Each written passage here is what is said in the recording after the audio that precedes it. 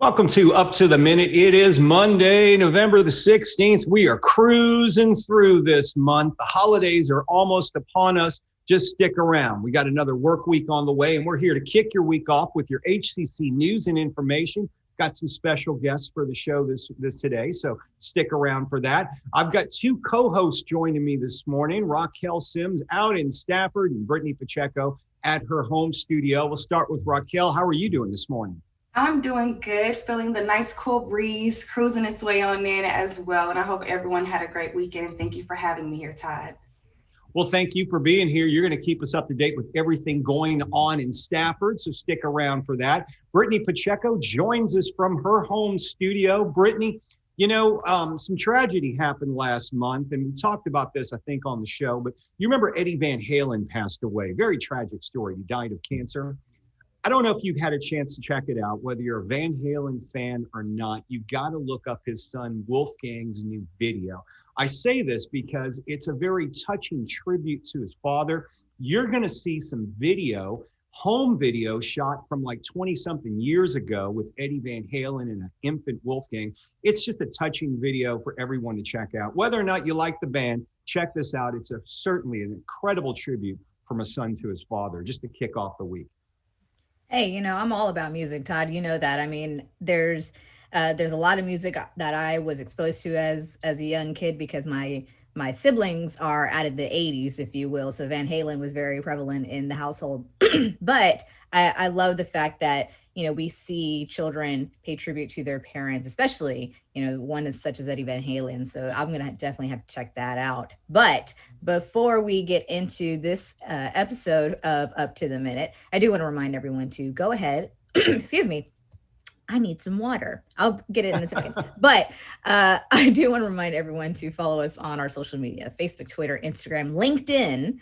And also don't forget to subscribe to our YouTube channel where we upload many videos, almost on a daily basis, actually. Yeah. Be sure to hit that notification bell as well so you can get an alert for the latest upload. And last but not least, we need our audience and our guests to help spread the word about Up to the Minute. Click that share button at the bottom of this podcast so that it appears on your news feed, mainly because we want to grow our audience, but more importantly, because we want to share this information out to everyone who's not following us. So Todd, let's get into today's show. That's right. We've got two special guests here for today's show. One of them is joining us now.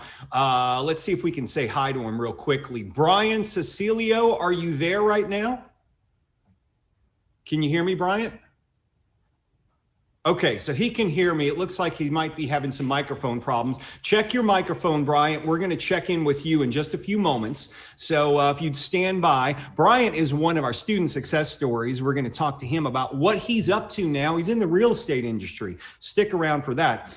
Another gentleman who's a friend of the show. We haven't seen him in a while. Darin Baskin is Houston Community College's Inclusion Fellow. Darin, if you turn on your microphone, good to see you here this morning. We haven't seen you in forever, Darin. Yes, good morning. It is great to see you guys. I mean, it has been so long since we have been able to get together, and you guys know how much of a jokester I am. So I just mix with the jokes with everybody. So I'm so happy to see you guys. Look at you. Y'all look so great. Everybody looks great. Even Nathan in his picture.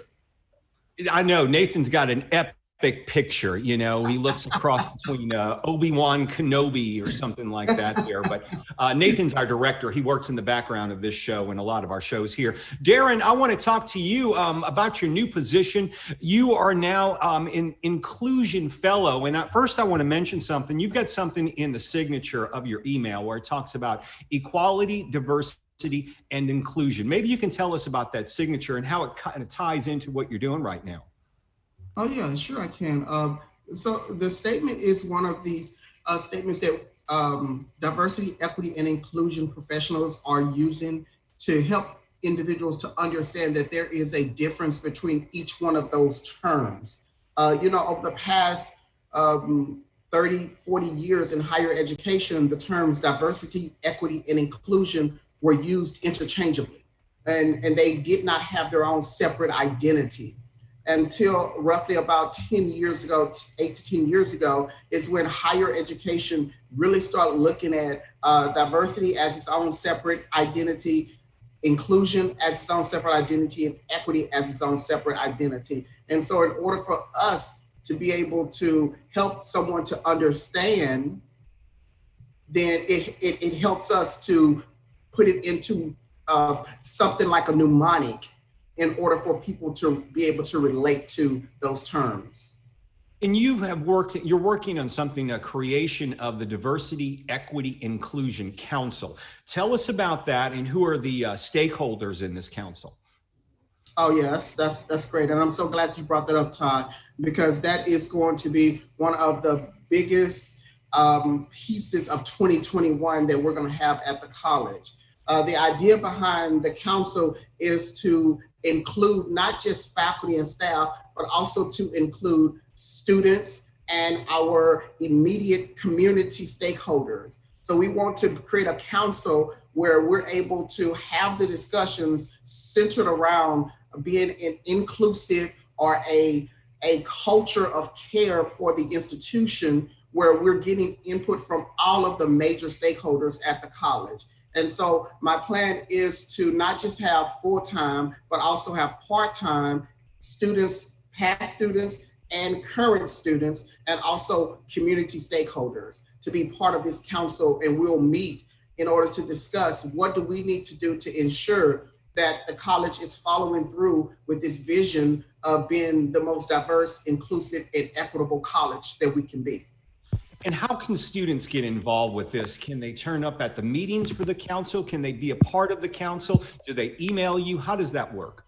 Yes. So currently, I'm weaning through right now all of the emails that I have from all of the faculty and the staff here at HCC to try to put together the core of the committee, because the way I envision it is I envision having a council, and then I envision having these subcommittees that are attachments of this ideal council. And so the council itself is where all of the subcommittees will then filter their information through to be disseminated to the entirety of the institution. You had no, I'm sorry, go ahead. Oh, yeah. So students definitely are encouraged to get involved and engaged because one of the biggest obstacles for a student is to not feel included or not feel heard in their organization. Darin, before I get to my next topic, I want to ask you, because in these times of COVID, are you finding that students are feeling like they're losing their voices? What is the impression you're getting from students? Because we're all working virtually in many cases. Interaction on campuses is very limited. How are students dealing with this? Yeah, and again, you hit the nail on the head, Todd. Students are feeling less inclusive at organizations. And I will also say this, it's not just at Houston Community College. This is nationwide. Students are feeling less connected to their institutions. Even the universities where the students are on campus, they still have them inside of these bubbles where they're still not able to have the full college experience. And even more so for community college students who are typically those the students that commute in. They're even more disconnected from the community college. And then with us being in an area where the COVID numbers are steadily climbing, we're not able to even offer the services that some other organizations are offering.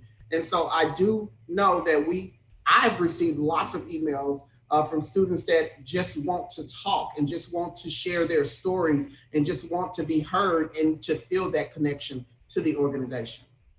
How does technology play a role in all of this? Because what we're learning is not everybody has the access to technology.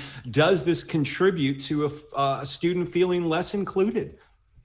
And again, you're making some great points, and it's good that you being working at the organization and still having that connection to the student's view and the student's vision and what the students see. For me, that's impressive. So I want to first say thank you for that, because what we have to realize is that at any organization, the main population that we have to serve is the students. And so being in this time of, and a lot of places are calling it COVID technology, being in this time of COVID technology, it's a time where technology has totally engulfed our lives. And one of the things that has caused a lot of our students to feel that disconnect is they no longer have that work life balance. Yeah. You can't separate the two now because they're both at the exact same place at the exact same time. And you used to could have that break where you could have work or school, and then you will have and trying to find that balance because you had a separation. And now everything that you do, because a lot of our students are working from home, they're going to school from home, and they live at home. So now it's just like everything has collided on top of each other. And so it's causing them to feel less of a connection to the organization. But I will say this, Todd, because I think it has to be said, our student life coordinators at all of our colleges are doing an amazing job at reaching out to students and keeping them involved and engaged with virtual activities. Well, you hit the nail on the head too. And I got to give a shout out to our rec sports team, because those guys and gals have really been reaching out to provide online classes and activities for our students, student life. All of us have been trying to reach out to students, particularly here at HCCTV, to try to provide a platform where people can communicate on a daily basis, which during these times, as you're noticing, is very tough. Darin, I want to ask you one more question. You're working on redefining HCC's vision statement.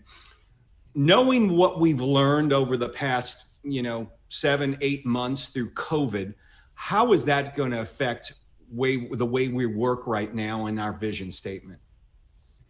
So if you guys don't know, you can always find the HCC vision statement at hccs.edu under strategic planning. The vision statement is there. Our vision statement, we've always had such a strong vision statement that has been the type of vision statement that upon reading it, it's a very inclusive and very engaging and very thought out vision statement.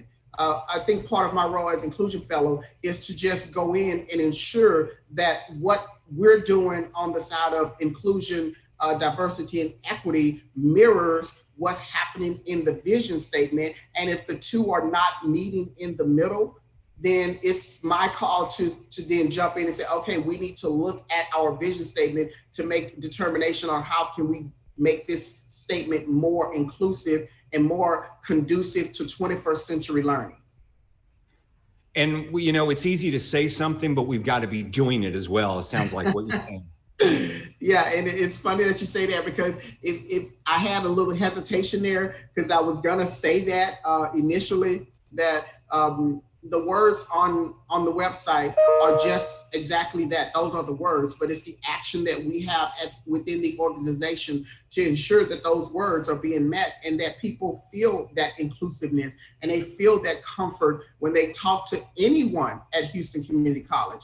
And just to also build off of that, we're also not just talking about the students, because we definitely want our employees to feel like that they're surrounded by a culture of care within the organization and have a sense of belonging. Darin Baskin, it's fascinating to always talk with you. We miss seeing you in person. We miss all the jokes and all the fun we have. We hope to be doing that with you again in person soon. Yes, I'm looking forward to it. I have some notepads for a few of my friends, and that's one of those inside jokes. And if you know it, then you know it. So I appreciate it. I enjoy what you guys do here at HCCTV. You guys keep us up to date. You keep us engaged. You keep us with the right information at the right time. So I would have to say kudos to you guys. I look forward to it. And hey, I'm accepting all turkey dinners all the week of Thanksgiving.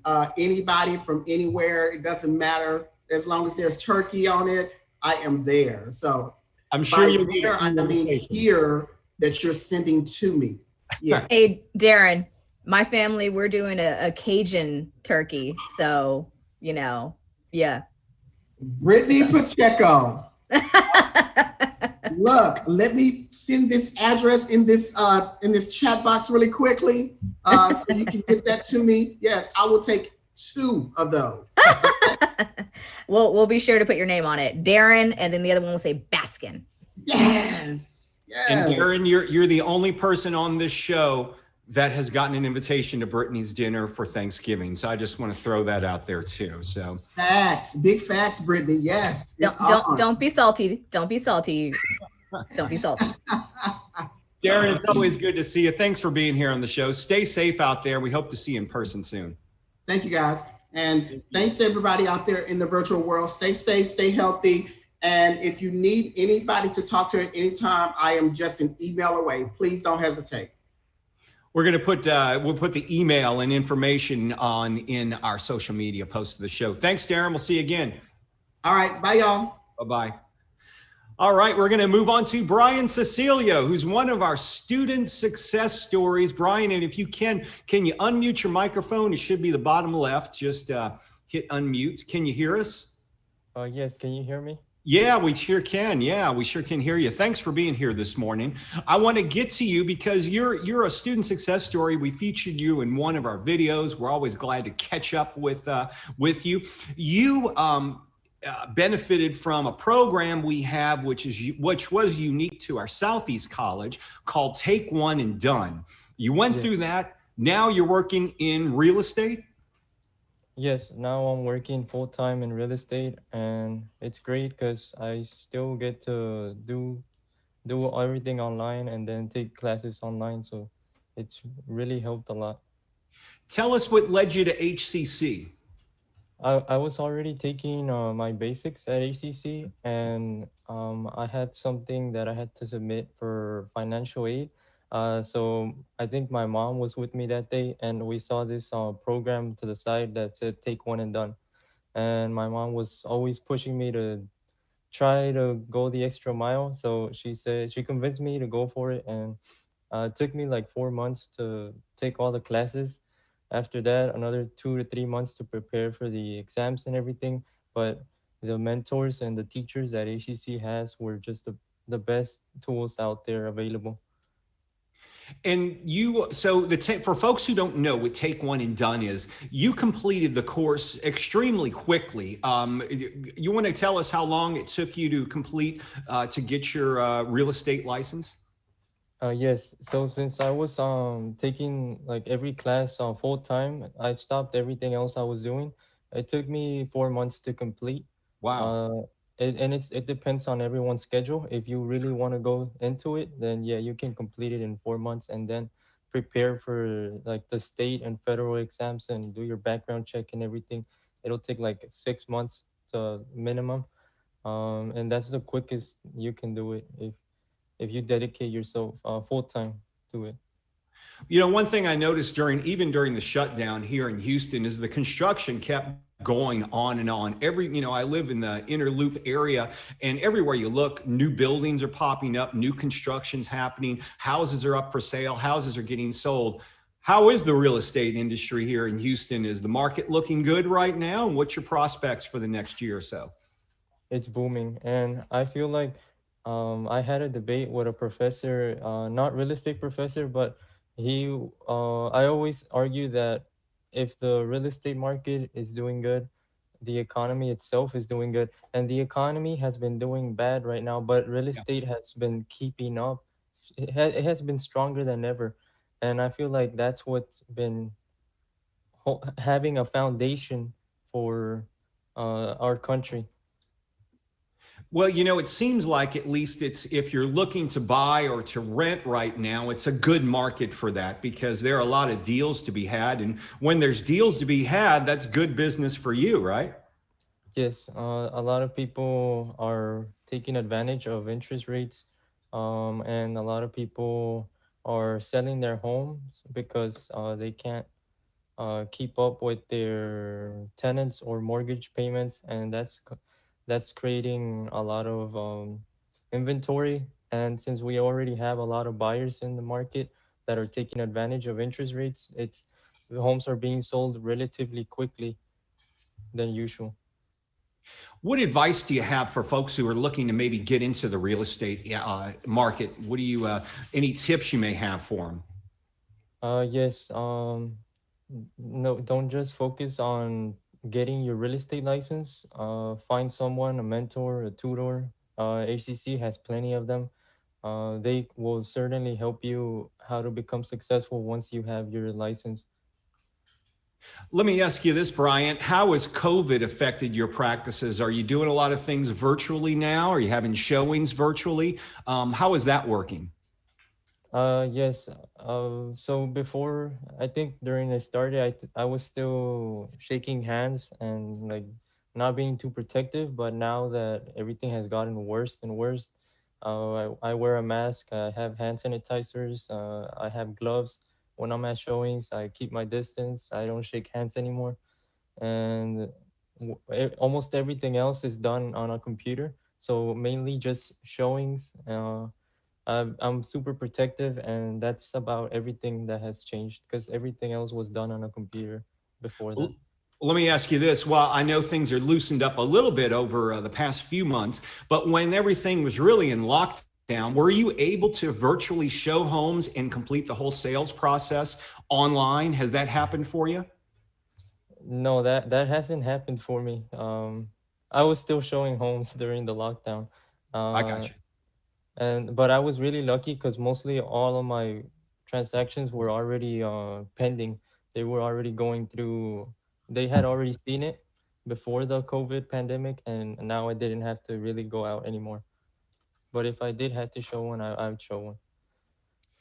We're talking to Bryant Cecilio. He graduated from U of H's Take One and Done program. He's now a real estate agent. Bryant, it's always great to catch up with our student success stories. We want to thank you for joining us this morning and giving some of our students some inspiration. Yes, thank you, and I appreciate Nathan Hell for bringing me back again. I got to meet him in person. I think it was a year ago, Yeah. and he's a great guy. Yeah, and we all love Nathan. Thanks, Bryant. We appreciate you being here. Thanks Bye-bye. again. You take care. If you're interested in our real estate program, we'll put the link in the social media post for this show. We've got some more HCC news and information. We're going to head on out to Stafford. Raquel Sims is on board with her weekly update. Raquel, how are things going out there? Things are going great. We have been feeling, senses of victory lately. Last week we had the Stafford High School homecoming, and they, of course, came out on top as well. And then the Stafford High School tennis team won district. So we're just excited about that. All of these wins going on. And, just seeing how homecoming was handled this year versus how it was last year, from the virtual sense. For instance, like the homecoming court, they voted for the homecoming court online instead of, being in school and so on and so forth. They really just taken this virtual sense to a different level. And it makes me think about how things are going to go just from years on, even if we were to come off the lockdown, how the student council will handle homecoming and, what different elements are they're going to integrate within like student council events and activities and stuff. So that was pretty cool. And then we also had a chance to feature the new Fab Lab gear. I always get that tongue tied. At the HCC manufacturing building in Stafford, they got a brand new, oh my goodness, it's like this laser cutting thing. It's like really, really, really like advanced and so high end. And I was just looking at the piece and I was like, oh my goodness, like I can't wait for students to even get their hands on it because it's very advanced and it's just another opportunity for students to learn a different trade in regards to manufacturing. So that was pretty cool. And next week, we are going to be showcasing the HCC Virtual Student Art Exhibition. Normally, throughout this time, you have a lot of student art exhibitions and it's in person and really just interacting and meeting with individuals. So just see how that has been coming forth in a virtual aspect has been very interesting and cool as well. And then that's what's been going on. If you aren't doing so already, please follow us on Facebook at HCC Stafford TV Studio and on our YouTube at HCC Stafford TV Studio as well. And don't forget to follow us on Twitter to keep up with all of our latest things, our news, and just, just always be in the loop. And that's at HCCSW Stafford. Thank you again, Todd, for having me, and I hope you'll have a great week. Thanks, Raquel. We'll check in with you again next week. We appreciate you keeping us up to date. Brittany Pacheco joining us from her home studio. Brittany, if you notice behind me, I apologize for the boxes and the walls are bare. It's packing week, so we're packing everything up. You'll probably see more boxes by the end of the week because I'm moving at the end of the week. So that's that. The place behind me is a mess, but it's not always this way. Could have used your green screen, taken a picture of what the background was before and just keyed it like that. Putting up, you have it in yours, but putting up the green screen here is a big commitment. And I still have the stand for the green screen packed up in a box. So I want to leave it like that till we move. Then I may break it out. So we'll see how that goes. Hey, there's some things going on at the Northwest College, Brittany, particularly if you're into gardening. They've got an event for you. Yeah, that's one of those hobbies that I can't get myself into. I don't know, me and gardening is just not a thing, but I know it's a thing for a lot of people. So especially, just people who've got a lot of time on their hands, of course. So you can join the HCC Northwest College for a virtual community workshop on trees. Now that's happening today. Right after this podcast, actually, from 10:30 to 11:30, you can go to their URL, which we'll have it in this post. It's going to be community learning workshops. And we also have a virtual student exhibition that's going on Instagram, Todd. That's right. Instagram is the place to be. Since we can't do things in person, we're holding our exhibitions for our students virtually, and this is the way to go. 6 HCC campus art galleries are closed right now, but Instagram is our gallery for you to check out the non-juried exhibition that features studio classes from all colleges across the HCC system. It's from November 16th today through January 16th. That's right, 2021, taking us into next year. Registration's not required. We'll put the link to find them on Instagram in the social media post for this show. They've got a filmmaking series out there at the Visual and Performing Arts Center of Excellence, Brittany. That's right. They're continuing their free virtual workshop with Karen Lafleur, sharing decades of broadcast television experience, including as Vice President of Technology and Operations for NBC and Telemundo. And little birdie told me, Todd, that you actually know Karen. So this is going to be a great opportunity for people to participate in. It's happening this Wednesday, November 18th, from noon until 2 p.m. Registration is required. Be sure to email michael.cohn, C-O-H-N, at hccs.edu for that registration. That's right, Brittany. And one thing we want to get to before we tell you about tomorrow's show is our safe learning options for the fall are now for the spring. That's right, spring registration's underway. And we have 4 learning options. 2 of them will keep you online. 2 of them involve some in-person classes. To learn more about them, you can go to our website for all your registration needs. The key here is register early. The classes on campuses are very small. There'll be several of them. If you want to get the times you would like, make sure you register at hccs.edu/now. Lock in your classes, learn more about the 4 options by going to that site. Brittany, on the show tomorrow, we've got talking about the student virtual lobby. Exactly. So it's been one of the key components in going, just working from home.